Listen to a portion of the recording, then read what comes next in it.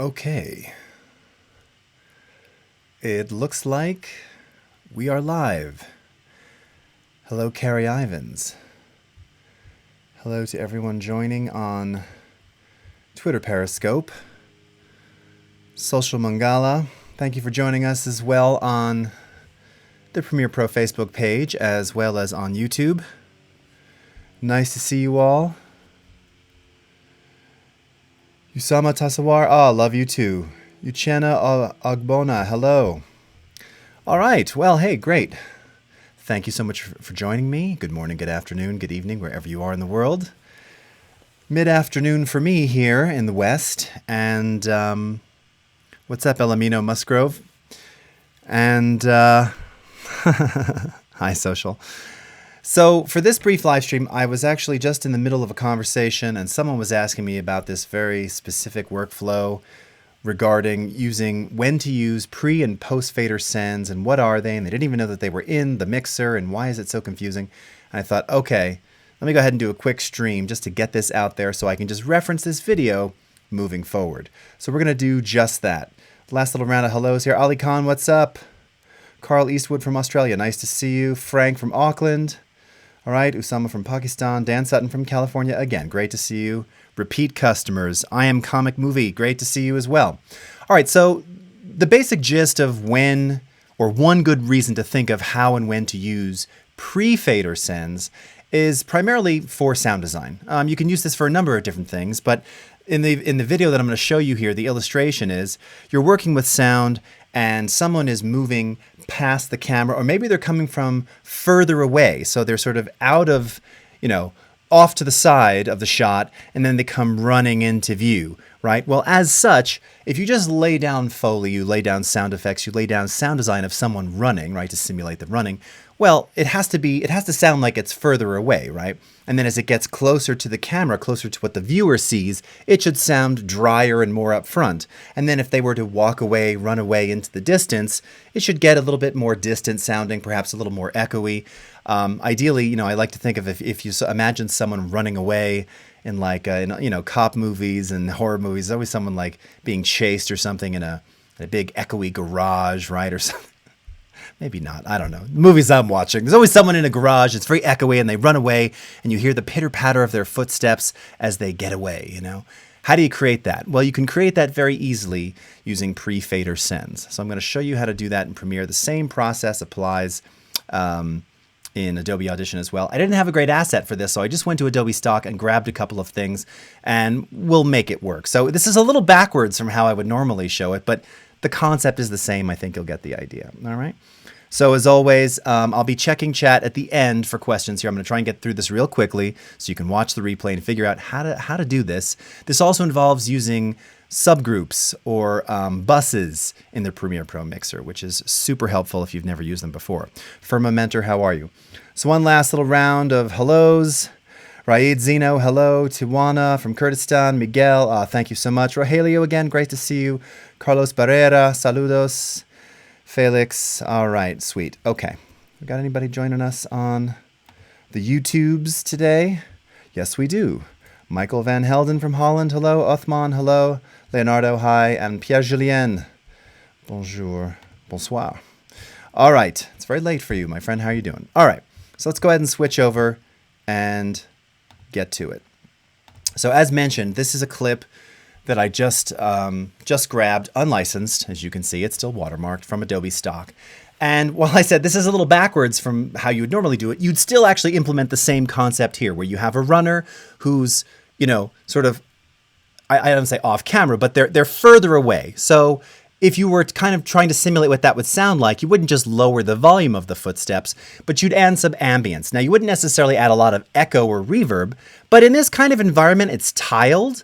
There would be a little bit of ambience, there would be a little bit of reflection, and you can, listen, you can simulate things in any number of ways with sound design, right? What does a dinosaur sound like? That's what we make it to sound like, so that people are like, oh, that's a dinosaur. For all we know, dinosaurs sounded nothing like that. Actually, we probably know to some degree because we know like the size of their mouths and everything else, but you know what I'm saying. you create sounds from nothing, right? From combining lots of different things. So you can really create what this would sound like, someone being further away from camera and then running towards the camera. So let's just take a look and listen to this. I added some Foley and kind of synchronized it to the running. These two pieces were not together initially. And if you just listen to them flat, there's also a little bit of sound design in the background just to kind of simulate some of the ambient nature of where this person is. Take a quick listen to this super dry first. Here we go.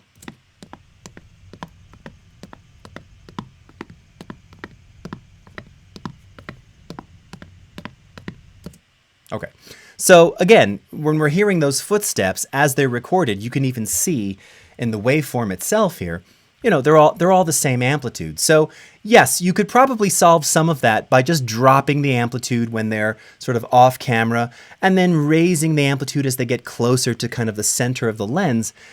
But it still isn't going to sound right. There's still going to be something missing, that ambience, that space that's created when they're further away from the mic. And anyone who's ever recorded anything on an on-camera mic, let alone a boom. Booms are a little different because, of course, we're talking very focused polar patterns.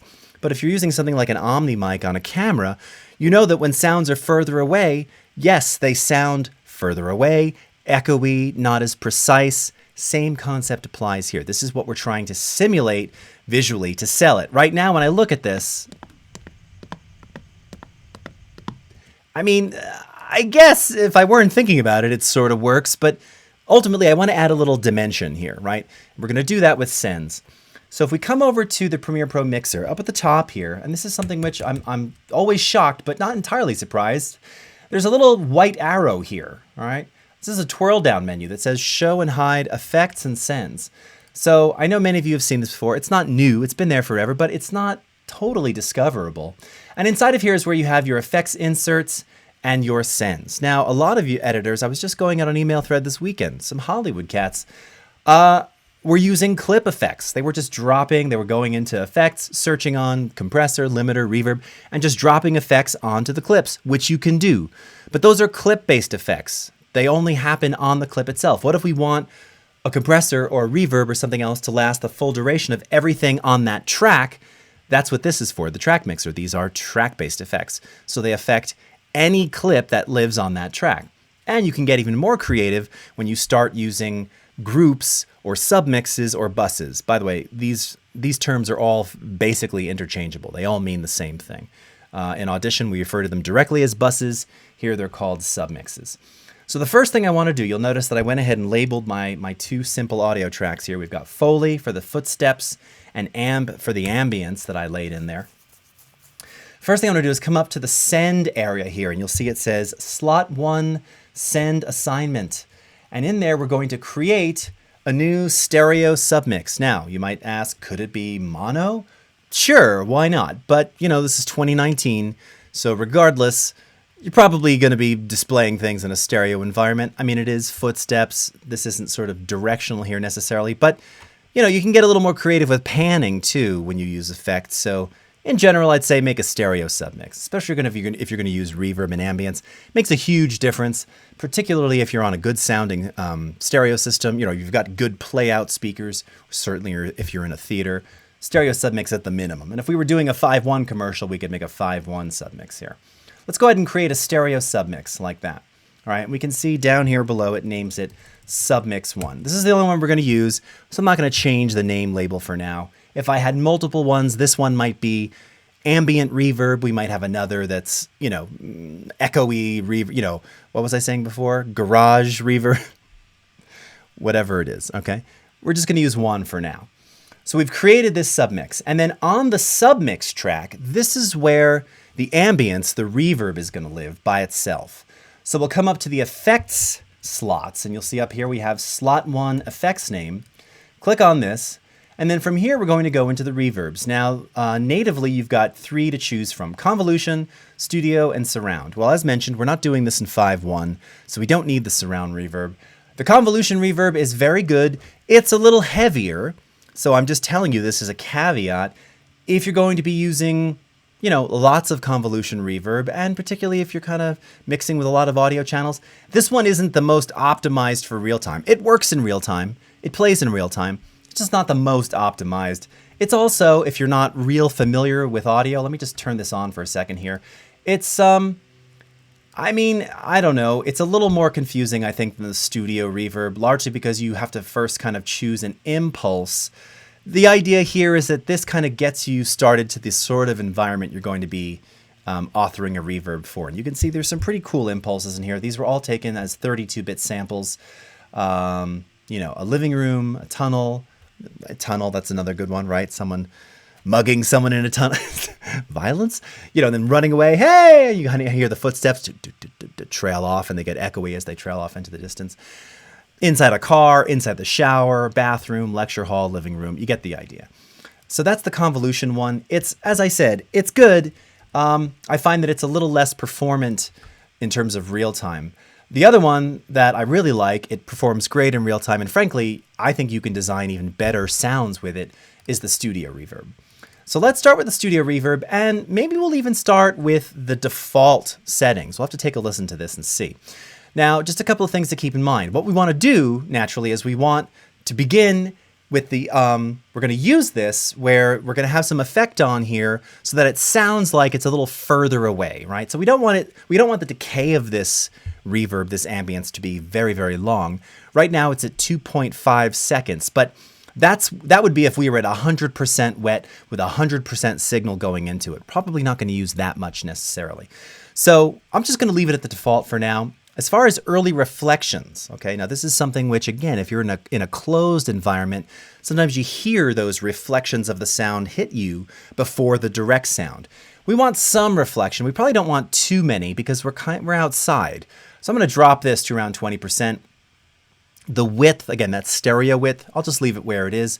High frequency cut, I'm going to drop this just a little bit. By the way, you can customize these however you want. I'm just thinking about the environment. We're outside, we're in an open air place. We're not going to hear too much super high end. You know, if we were in a big glass room or a tiled or metallic room, yes, we'd hear more high frequency, but I'm going to roll this off at around 6,600 hertz. That's kind of decent for like an outside kind of environment. Low frequency cut, that's maybe not 800. We'll probably do around, say, 350, just so that we don't reverberate any low frequency sound out there. And then damping and diffusion. I don't want it to dampen too much, just a little though, so maybe we'll go to around 35%. And diffusion, we'll keep that natively at 50%. Now, one of the keys when you're using a pre-reverb send, and by the way, I haven't decided if this is pre or post just yet. I'll show you that in a second. We're going to use a pre-fader send. What does that mean?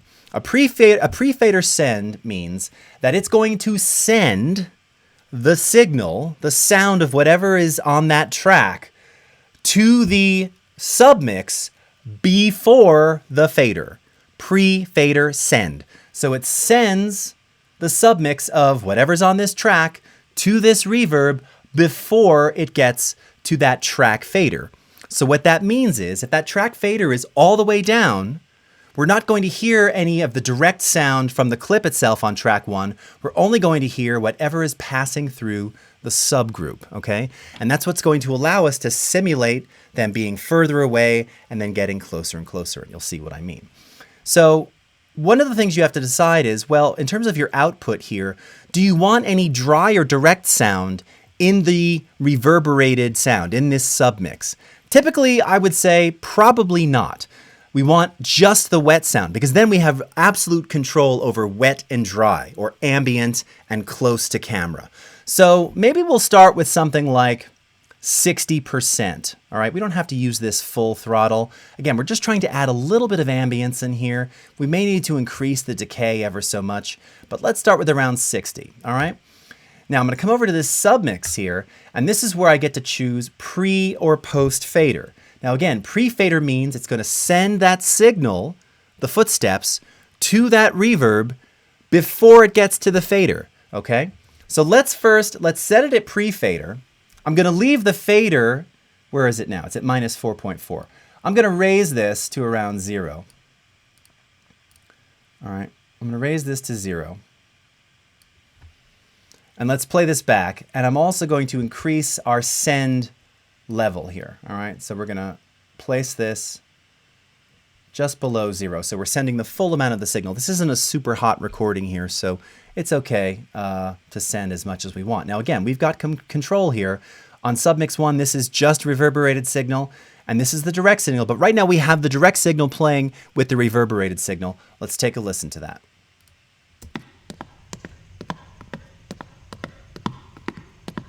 Okay, so you hear the echoey sound, but you also hear some of the direct sound. Now, because this is pre-fader, what that means is if I turn the fader all the way down, and I wind this back, and I hit play, now we're only going to hear the reverberated sound.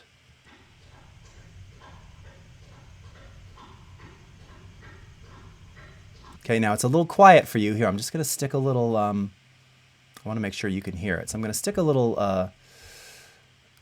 brick wall limiter on there just to increase the overall output from Premiere, which you're likely going to do anyway on a final mix, but I'm just doing it now really just to amplify because it's just Foley and background sound.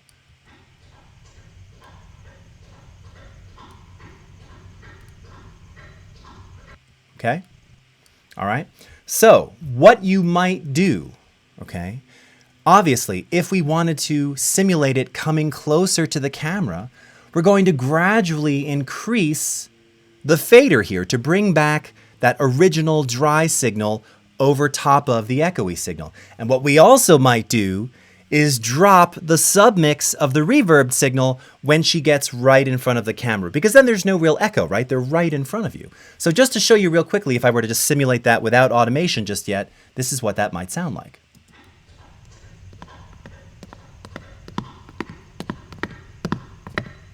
Right? Pretty cool. And in fact, I would probably want to,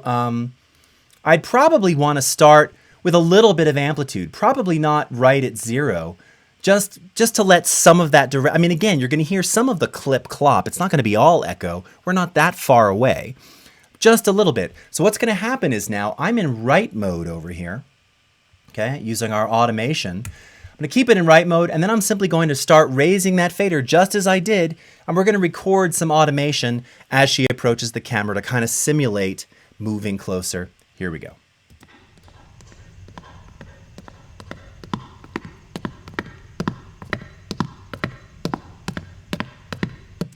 Okay, sweet. Let's wind it back. No hands, all right? Notice the fader is back down to minus 26, 22, whatever it is. Here we go.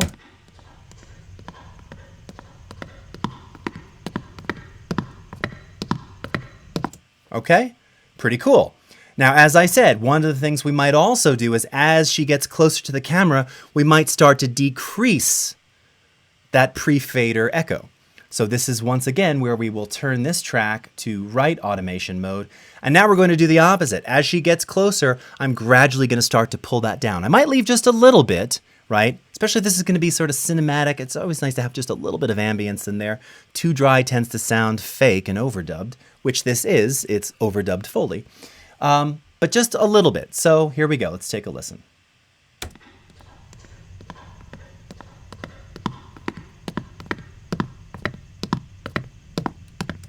Okay? And you still have that ambient sound back there, so it really kind of sells the idea. And if you take a look now, you'll see as we play this back, it's what we call flying faders. We've just created some fader automation, which is going to take care of this here. In fact, let's see if I just bring this over to there. Oh, that's no better. That's not what I wanted to do. I was just trying to get these really close side by side. All right, here we go.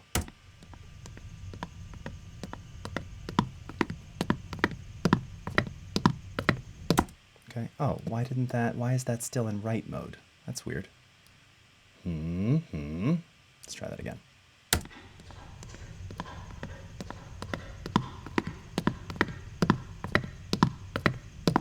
Okay, there we go. So again, real simple, real easy to add that automation.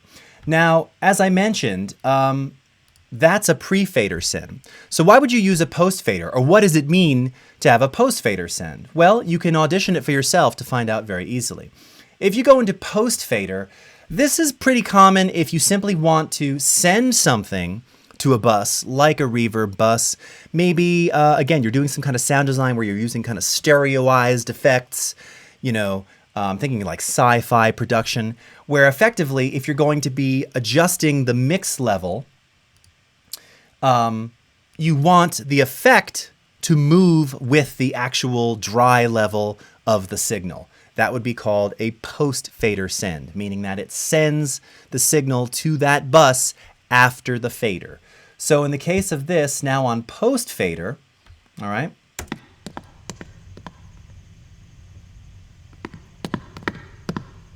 notice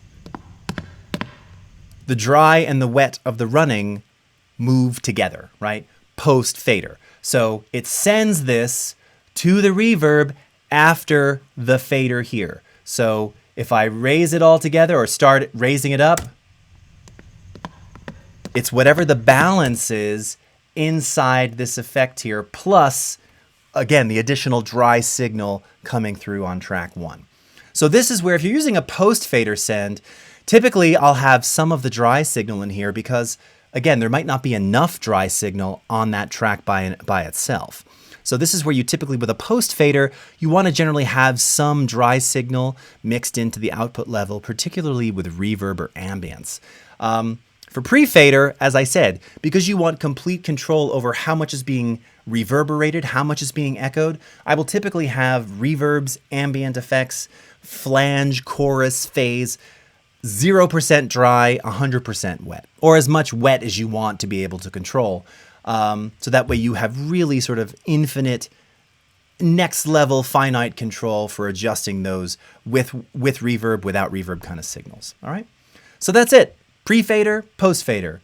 Flip on your automation mode, go into write, and modify that as we approach camera, away from camera, create that cool sort of echoey, moving away from the lens feeling.